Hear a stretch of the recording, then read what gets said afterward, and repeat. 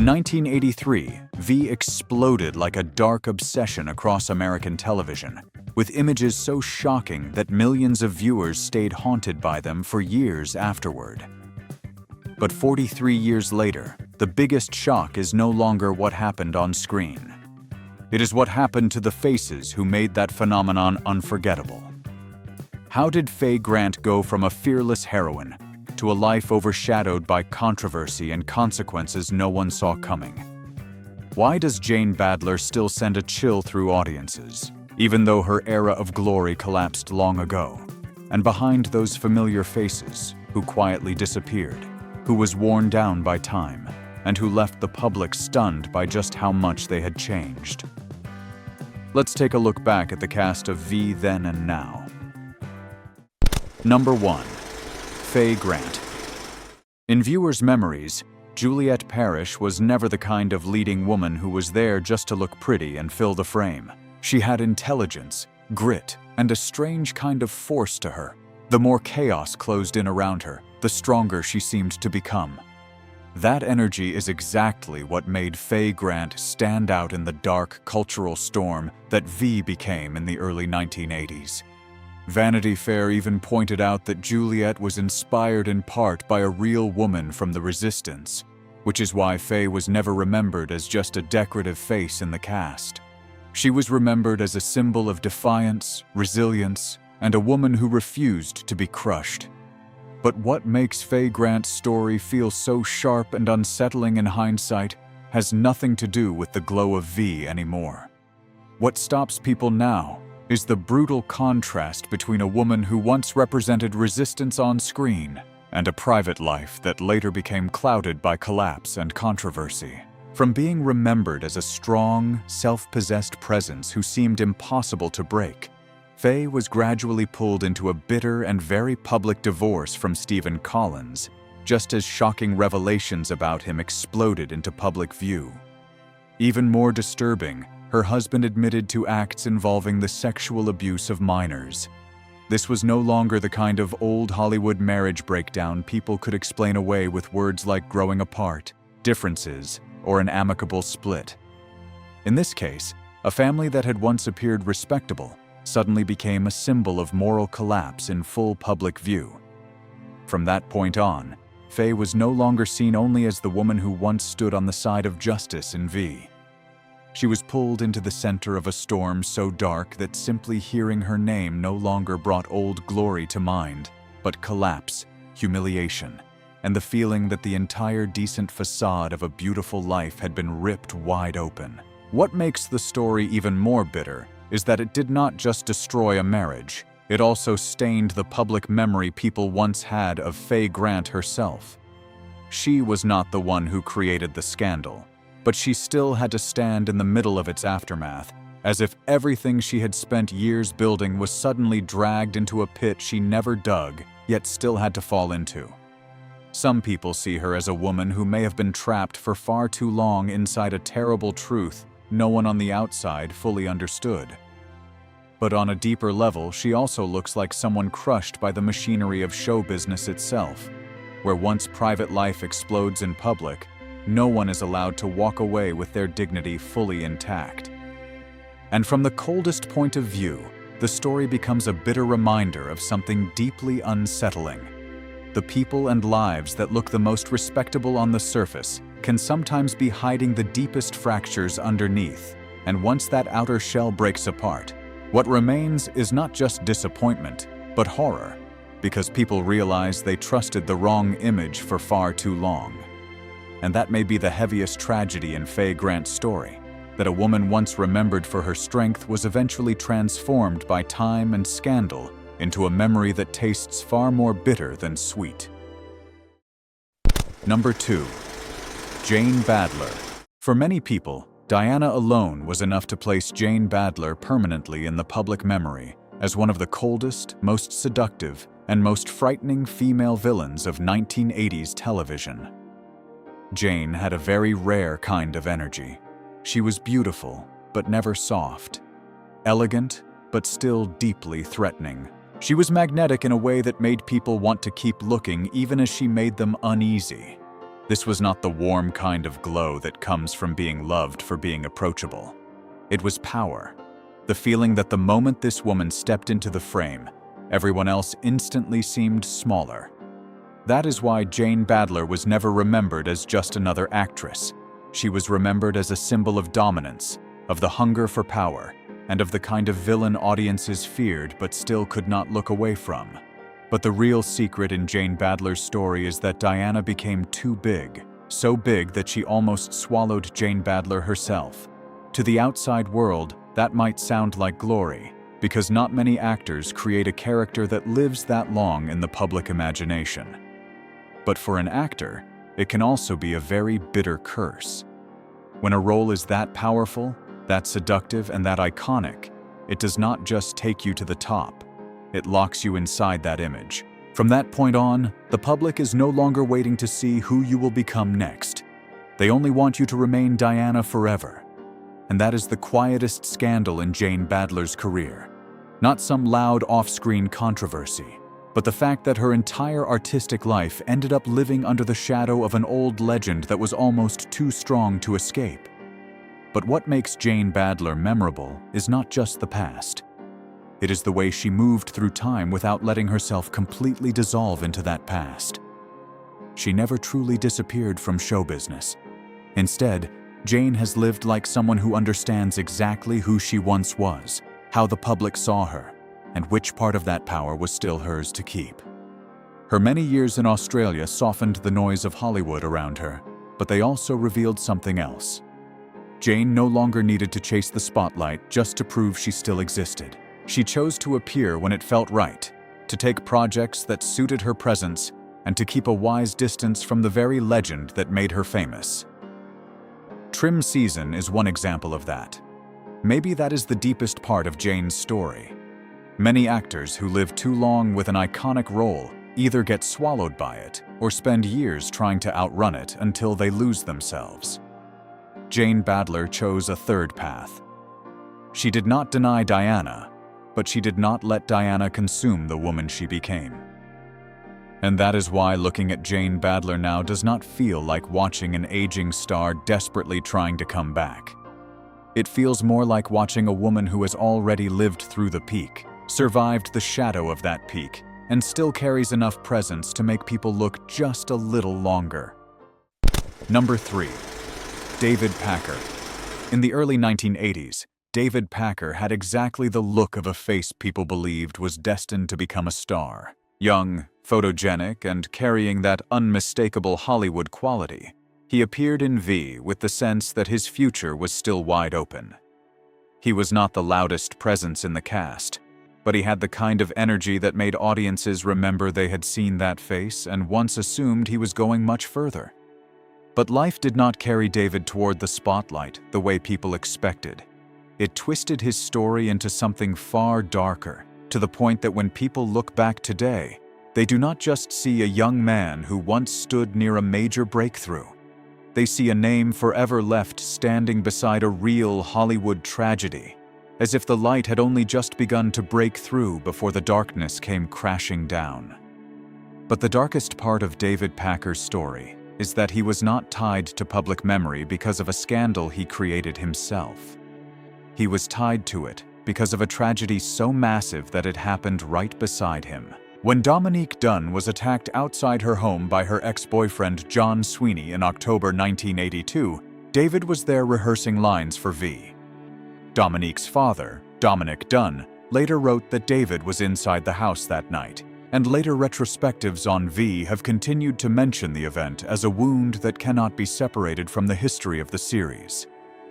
From that moment on, David's story was no longer simply the story of a young actor on the rise. It was immediately stained by tragedy. And that is the coldest kind of darkness in show business. Some people do not even get the chance to be remembered for their promise before history leaves them standing beside a nightmare. From one angle, some people see him as simply an unlucky young man, someone who was thrown into a horrific night no one should ever have to witness. But from another angle, this also feels like the cruel face of Hollywood, where a promising young actor can be shadowed for life by a tragedy he did not create. And more bitterly still, The story feels like a commentary on mass culture itself. The public tends to remember for a very long time the people who stood close to the shock, but far less often stops to think about how that shock may have torn through the person standing there.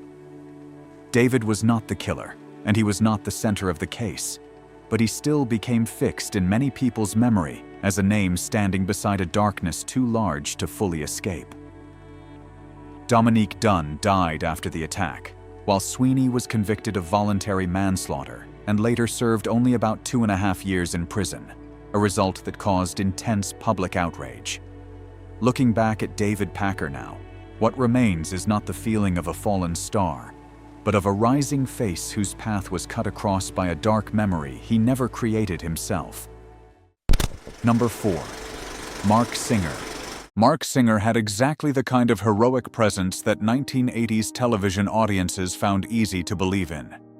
In V, he did not need to be flashy to feel solid, strong, and worth following all the way to the end. There was something very specific about Mark's screen presence.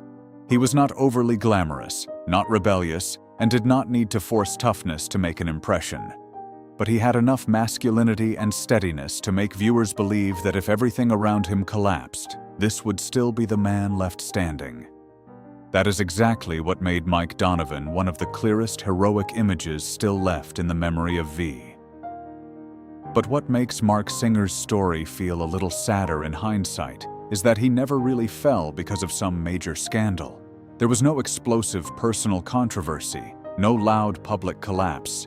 Everything in Mark's life unfolded much more quietly than that. He kept working, he kept showing up, but the glow that once made him seem like the kind of hero born to lead did not last in the way audiences once expected it would. A man who seemed to have the face, the presence, and the full charisma of a central star ultimately never stepped into the kind of lasting mainstream legend many people once imagined for him. His story feels like a quietly bitter reminder that not everyone with the qualities of a leading hero gets to stay in the spotlight forever. His old glow did not disappear all at once. It just faded, little by little, until one day audiences realized that what they were holding on to was the image they remembered, not the place he still held in the present. And maybe that is what makes Mark's story feel even sadder. He did not shatter. He simply drifted farther and farther away from the era that once belonged to him. Number 5. Michael Durrell. Michael Durrell was never the kind of star who made audiences shout his name the second he stepped on screen. In V, he brought the feeling of an ordinary man thrown into massive chaos, and that very ordinariness is what made people believe him. Michael did not need to strain to play a hero. He felt real, solid, and close enough that viewers could believe this was the kind of man who might actually exist in real life. The bitter part of his story is that a face once that familiar never went on to become the kind of television legend many people might have expected. Michael Durrell did not collapse in scandal, was never torn apart by tabloid drama, and did not have some loud public downfall for people to circle around. He simply faded in a way that felt colder than that. His name slowly slipped further into the background. The roles were still there, the work was still there, but the spotlight no longer fell on him the way it once had. Looking back at Michael Durrell now feels like looking at a face that once belonged to the golden age of American television, only to be gradually swallowed by the silence of the industry itself. Today, Michael Durrell is no longer at the center of the spotlight. Now, in his 80s, he has stepped fully into a quieter rhythm of life, largely away from acting, and lives privately with his family after decades in the business. What makes it so bittersweet is that a face once so familiar on screen now exists more in the memory of viewers than in Hollywood itself. Number 6. Richard Hurd. Richard Hurd gave John exactly the kind of presence audiences do not forget easily. Calm, cold, powerful, and almost always making everyone around him feel guarded.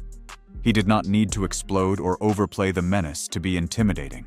Richard had the kind of authority that came from control, from the way he stood, the way he looked at people, and the sense that this was a man who had been used to giving orders for a very long time. That is why he was never the kind of face remembered for glamour.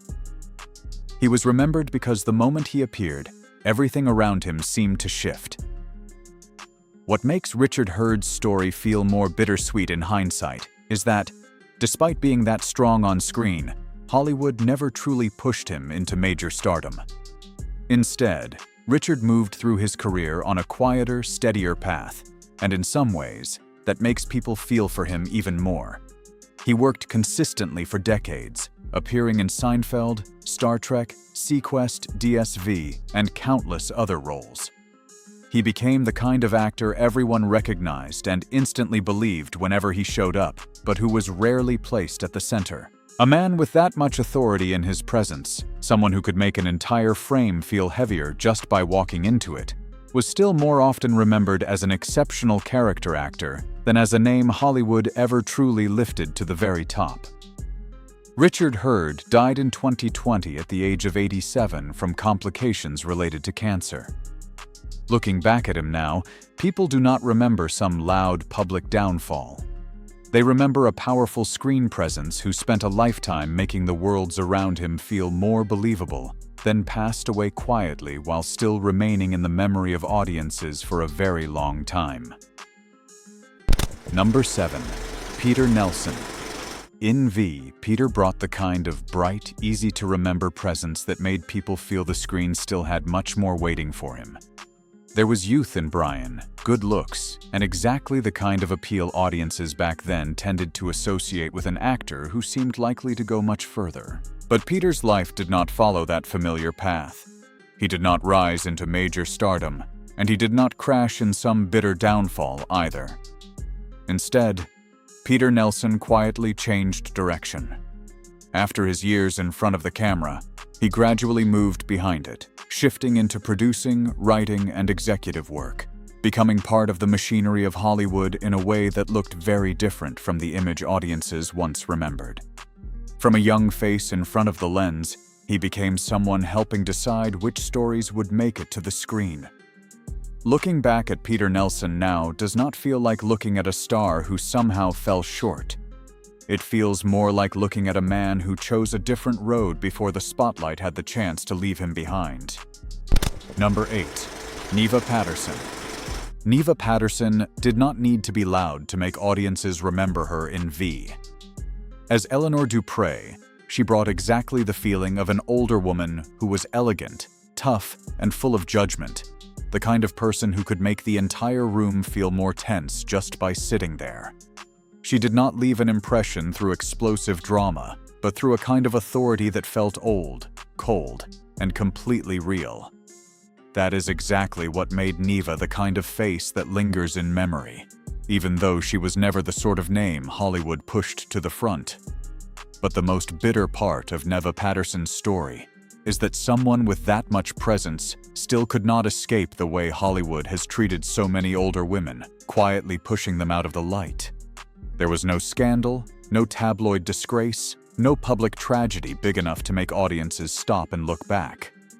Time simply moved on, and women like Neva were gradually left behind in an older corner of memory. She died in 2010 at the age of 90.